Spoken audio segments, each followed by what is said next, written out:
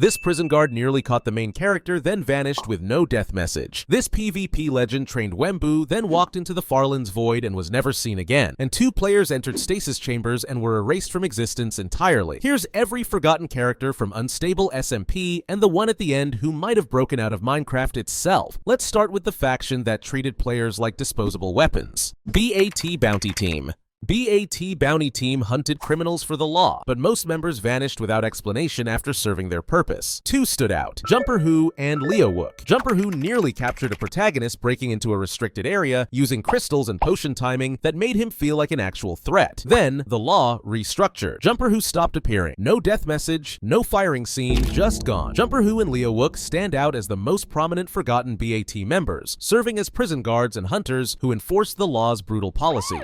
Jumper Who appeared in episodes featuring prison escapes and manhunts, always positioned as a competent but ultimately expendable enforcer who followed orders without question. He demonstrated solid PvP skills and knowledge of the server's mechanics, using potions, crystals, and environmental advantages to corner his targets. In one notable appearance, he nearly captured a protagonist attempting to break into a restricted area, showcasing tactical awareness that made him feel like a genuine threat rather than scripted cannon fodder. But after the law's power structure shifted and certain story arcs concluded, Jumper Who simply stopped appearing. No death message, no explanation, just absence. Fan theories suggest he was fired or reassigned when BAT underwent restructuring, but the series never confirmed his fate. This ambiguity is typical of how Unstable SMP handles minor characters, leaving their endings open to interpretation. Leowook followed a similar trajectory, appearing as another reliable BAT guard who participated in manhunts and base defenses. His appearances were even more limited than Jumper Who's, mostly showing up in the background of larger scenes where multiple BAT members surrounded a target. He had maybe 3 lines of dialogue total across all his appearances, usually tactical callouts during combat or confirmations of orders received. Despite this minimal presence, Leowook became memorable to hardcore fans who track every character appearance, particularly because of one scene where he hesitated before attacking a prisoner, suggesting internal conflict about the law's methods. That moment of characterization never went anywhere. By the next episode featuring BAT operations, Leowook had been replaced by other guards without acknowledgement. Some fans believe he sought a fresh start outside the faction, while others think he simply represents the revolving door of minor characters that keeps the series cast feeling dynamic and unpredictable. Why does this matter? Because when characters discuss prison breaks, you know there's an army of guards waiting, even if we never learn their names. This makes the faction feel more realistic and threatening, because viewers understand there's an entire system of enforcers ready to respond to any transgression. When protagonists discuss planning a heist or breaking someone out of prison, the presence of numerous BAT guards raises the stakes, even if we don't know their individual names or backstories. The forgotten nature of these characters also reinforces the dehumanizing nature of authoritarian systems within the Unstable universe's lore. BAT members are treated as interchangeable tools by their leadership, valued only for their combat effectiveness and loyalty. When they fail or become inconvenient, they're discarded without ceremony. This thematic consistency makes the law feel genuinely oppressive rather than cartoonishly evil, because real authoritarian structures do treat their lower-level enforcers as expendable resources. But forgotten guards who got fired are one thing. What comes next is a player so obscure that even his death went unnoticed by 90% of viewers, and the gear he was carrying raises questions about what was really happening off camera.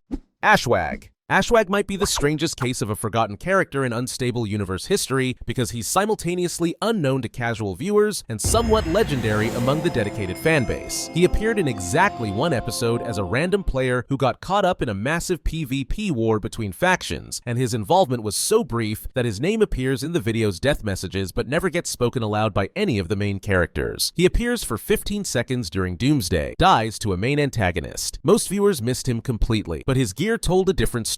He's a real Minecraft content creator with his own small YouTube channel, and he's participated in various SMP servers over the years. His appearance on Unstable Universe was likely a collaboration opportunity that didn't develop into anything long-term. What makes Ashwag memorable despite his minimal presence is the specific context of his death. He appeared during the Doomsday event, which marked the climactic fall of the Invisible Mafia and featured dozens of players fighting in a server-wide battle. The chaos was intentionally overwhelming, with constant death messages scrolling across the screen and and combat happening in multiple locations simultaneously. Ashwag died to one of the main antagonists in what seemed like a throwaway moment, just another casualty in a montage of destruction. But fans who slowed down the footage and analyzed the combat noticed something interesting about his gear and positioning. He was carrying high-level enchanted equipment that suggested he'd been on the server longer than his single-episode appearance indicated. This sparked theories that Ashwag had been playing on Unstable SMP off-camera, potentially as one of the unnamed members of minor factions who populated the server but never received narrative focus. The evidence for Ashwag's extended presence remained circumstantial but intriguing. His armor had specific enchantment combinations and color patterns that matched the aesthetic of a particular base shown briefly in background footage from earlier episodes. His inventory contained items that would have required significant grinding or trading to obtain, not something a brand new player would possess. And his combat behavior during the brief fight before his death showed familiarity with the server's custom mechanics and PvP meta. He used potions efficiently, attempted a stasis pearl escape that nearly succeeded, and targeted specific opponents rather than fighting randomly. These details suggest someone who understood the server's political landscape and had personal stakes in the battle's outcome. Yet the script never acknowledged any of this, treating him as interchangeable cannon fodder whose death served only to raise the battle's casualty count. The series format as episodic YouTube content means that hours of gameplay get condensed into 20-minute videos, and countless interactions happen off-screen. Some players join the server as friends of the main creators, participate in events, build bases, and engage with the world, but never receive focus because they're not part of the planned story arcs. Ashwag might have been online for dozens of hours, interacting with other forgotten characters and contributing to the server's ecosystem, but from a viewer's perspective, he existed for approximately 15 seconds. This disconnect between the lived experience of the server and the curated narrative creates fascinating gaps that fans love to explore through speculation and investigation. Ashwag died in chaos, but at least he died. The next character did something stranger. He vanished, came back, then vanished again, and nobody knows if he's done disappearing. Squiddo.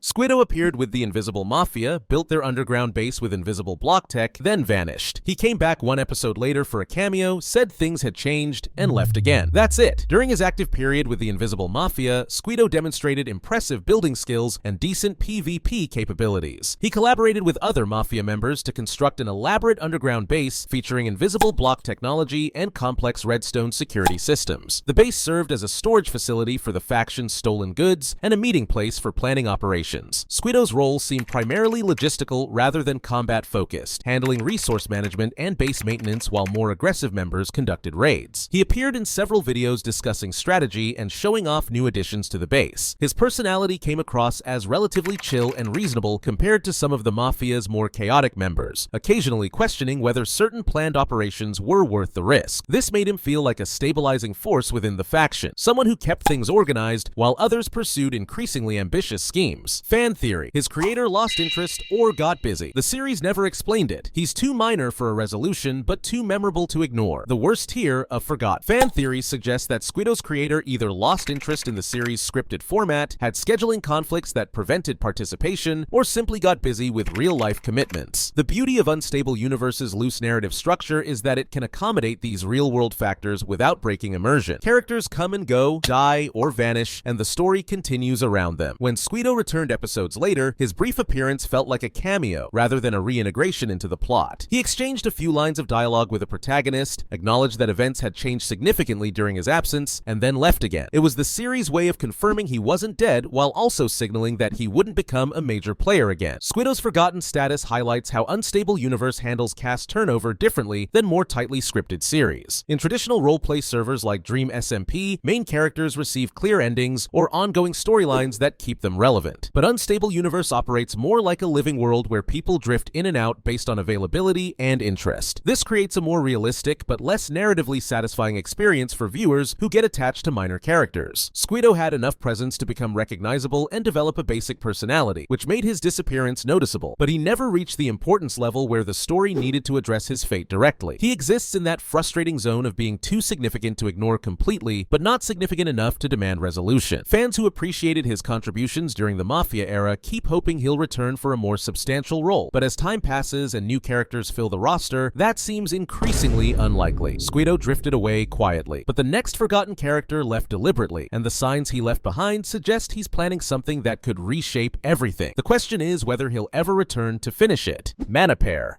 Manapair trained Wembu in PvP, crystal combat, mace density, wind charge mobility, until Wembu could survive anything. Then the Mafia raided Manapair's base and burned it down. They left a sign, lost cause. Manapair said he'd leave until I become master, then died AFK to a skeleton off-screen. His creator quit because exploits got patched. The training montages featuring Manapair became some of the most memorable content in Unstable Universe, with quick cuts between different combat scenarios set to energetic music. He introduced Wembu to density and breach enchantments on maces, taught him wind charge mobility techniques, and drilled him on potion timing until the muscle memory became automatic. But Manapair wasn't just a combat instructor providing mechanical knowledge. He also taught philosophical lessons about survival in the Unstable Universe's harsh environment, explaining that hesitation kills and mercy is a luxury nobody can afford. His training included psychological conditioning to help Wembu overcome fear during high-pressure situations. Some exercises involved fighting multiple opponents simultaneously or battling while at critical health levels, creating scenarios more difficult than anything Wembu would face in actual gameplay. This preparation proved crucial in later story arcs when Wembu survived encounters that should have killed him, applying techniques Manapair had beaten into him through repetition. After Wembu's training concluded, Manapair should have become a recurring character with continued importance to the story. He possessed the skills and personality to serve as a powerful ally or mentor figure who Wembu could return to when facing new challenges. Instead, tragedy struck when Manapair's base got raided and destroyed by enemies seeking revenge or resources. Mafia raided/burned his house off-screen, leaving signs like lost cause. He later died off-screen to a skeleton while AFK. His creator quit due to no exploits available. This turned Manapair's departure into a potential future plot thread, a Chekhov's gun waiting to fire in a later season when he returns more powerful than ever. But that return never happened. Episodes continued without mention of Manapair, and Wembu never discussed trying to find his former mentor or wondering about his fate. The character simply faded from relevance as new story arcs demanded attention and new trainers or allies appeared to fill similar roles. Fan theories about Manapair's return became increasingly elaborate, imagining scenarios where he'd been training in secret, mastering techniques beyond anything shown on the server. Some fans speculated he was better than even flame frags at pure PvP, making him potentially the strongest fighter in the entire Unstable universe if he chose to return. This speculation kept his memory alive in community discussions long after his disappearance, with fans debating whether the series was building to a dramatic comeback or whether his story had simply ended. The lost cause sign haunts these discussions because it suggests finality, while the "until I become master" message implies unfinished business. Best theory, he's training somewhere off-server, better than flame frags now, waiting to return. Worst reality, he's just gone, and that lost cause sign was right. Manapair walked away after reaching his peak. But walking away is different from what happened next, because the following character didn't just leave the server, he might have left Minecraft itself. Serpentbound 33. Serpentbound 33 stands as perhaps the most mysterious forgotten character in the entire Unstable universe, because his story intertwines with the server's most dangerous location and ends with a disappearance so ambiguous that fans still debate whether he's alive or dead years later. He appeared as a Farlands explosive expert who'd somehow survived in that glitched, corrupted region of the world where reality breaks down and normal Minecraft mechanics stop working reliably. Reaching the Farlands requires either hours of walking, creative mode flight, or teleportation commands, making it an inhospitable wasteland that few players bother exploring. But Serpentbound 33 had established a base there and mastered explosive technology, building orbital cannons and TNT-based weapons that could devastate targets from incredible distances. His introduction to the main storyline came when Wembu traveled to the Farlands seeking power upgrades and forbidden knowledge. Serpentbound 33 agreed to share his expertise, teaching Wembu about advanced explosive mechanics and gifting him powerful items that would prove crucial in later conflicts. The visit revealed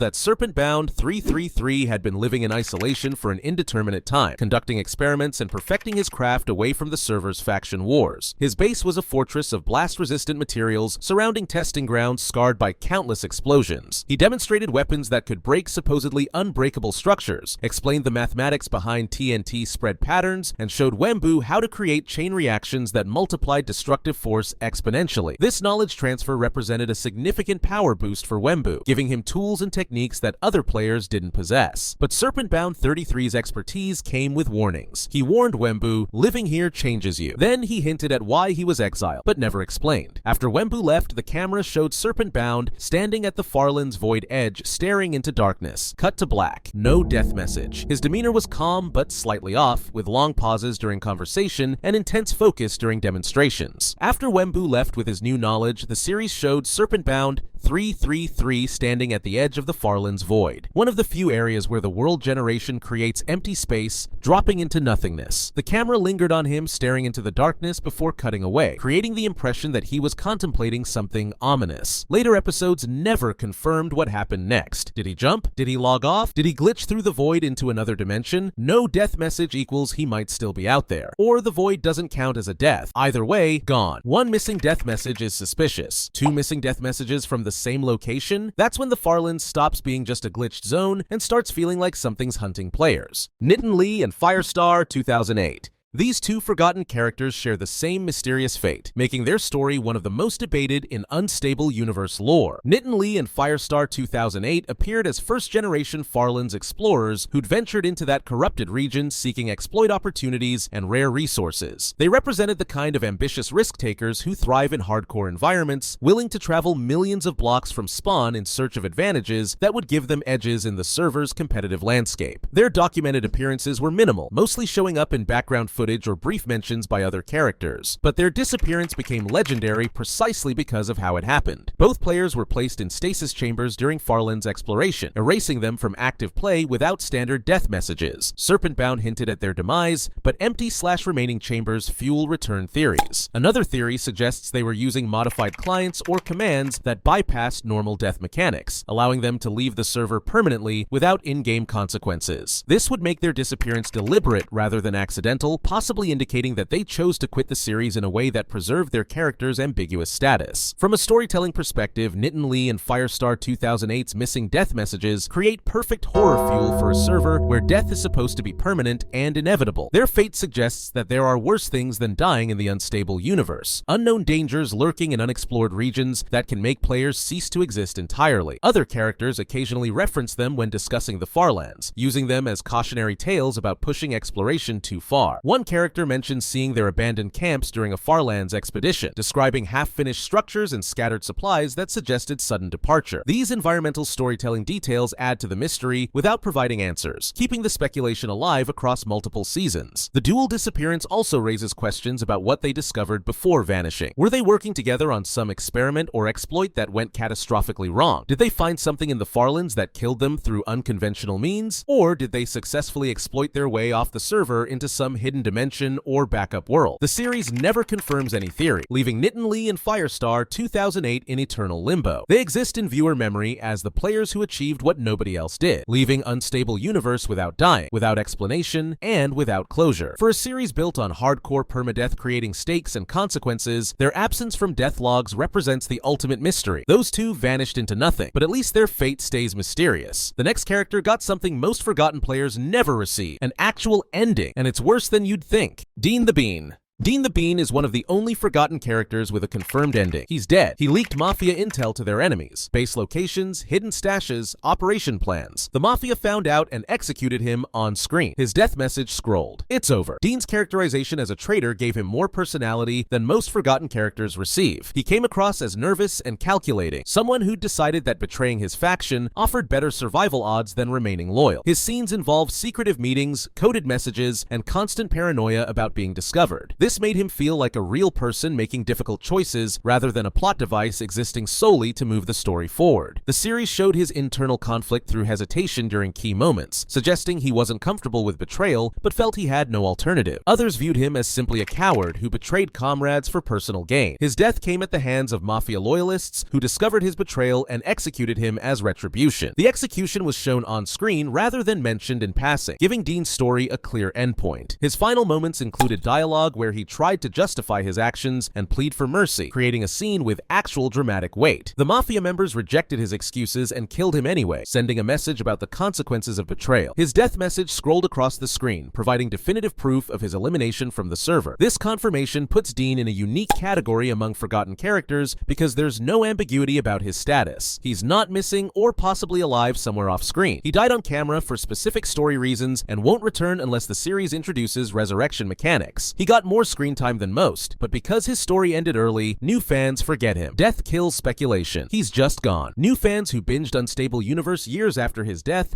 often miss his episodes entirely or forget his role by the time they reach later content. His name occasionally appears in wiki documentation and discussion threads about the Mafia's fall, but he lacks the mystique of characters who vanished mysteriously. Death brings finality that closes off speculation and theorizing. There's no wondering whether Dean might return for revenge or redemption, no imagining secret survival scenarios. He's just dead, confirmed and final, which makes him less interesting to discuss than characters with open-ended fates. This demonstrates how ambiguity can keep forgotten characters alive in fan consciousness more effectively than conclusive endings. Dean died for his betrayal, but what about players who did nothing wrong, contributed nothing memorable, and still ended up erased from memory? That's where we hit the bottom of the forgotten tier. Gig Gamer 1. Rounding out our exploration of forgotten characters is Gig Gamer 1, someone so thoroughly forgotten that even dedicated fans often need reminders about who he was and when he appeared. He showed up briefly as a minor participant in one of the series' early faction wars, fighting on the losing side of a conflict that got resolved in a single episode. His role was purely functional. He existed to fill out team rosters during PvP battles,